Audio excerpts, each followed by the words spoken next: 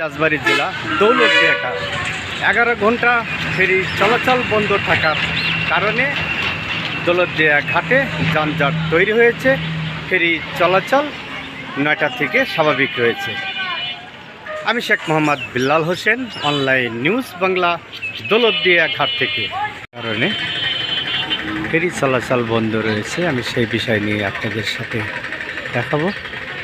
পর ফেরি চলাচল স্বাভাবিক রয়েছে। দৌলতদিয়া পাটুরিয়াতে ফেরি চলাচল স্বাভাবিক রয়েছে, সেই বিষয় নিয়ে আমি আপনাদের সাথে রয়েছি।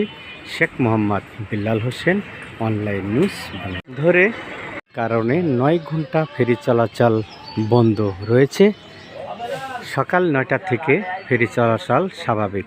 প্রিয় দর্শক শ্রোতা, ফেরি বন্ধ থাকার কারণে দৌলতদিয়া ঘাটে সারিবদ্ধ হয়ে পরিবহন ট্রাক, বাস সিরিয়ালে দাঁড়িয়ে রয়েছে। জনগণের অনেক দুর্ভোগের মধ্যে রয়েছে। আমি সে বিষয় নিয়ে আপনাদেরকে দেখাতে পাচ্ছি যে প্রায় 7 থেকে 800 গাড়ি প্রায় 3 কিলোমিটার যানজটের মধ্যে রয়েছে। আমি সেই বিষয় নিয়ে আপনাদের সাথে রয়েছি। আমি শেখ মোহাম্মদ বিল্লাল হোসেন, অনলাইন নিউজ বাংলা, দৌলতদিয়া ঘাট থেকে। পর ফেরি চলাচল স্বাভাবিক রয়েছে। দৌলতদিয়া পাটুরিয়া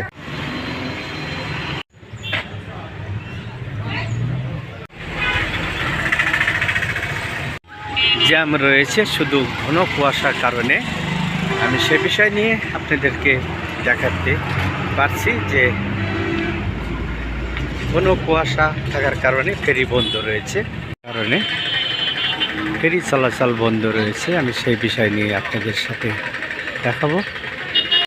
অপেক্ষায় সিরিয়ালে দাঁড়িয়ে আছে। ঘন কুয়াশার কারণে ফেরি বন্ধ রয়েছে। কারণে 9 ঘন্টা ফেরি চলাচল বন্ধ রয়েছে। সকাল 9টা থেকে ফেরি চলাচল স্বাভাবিক ধরে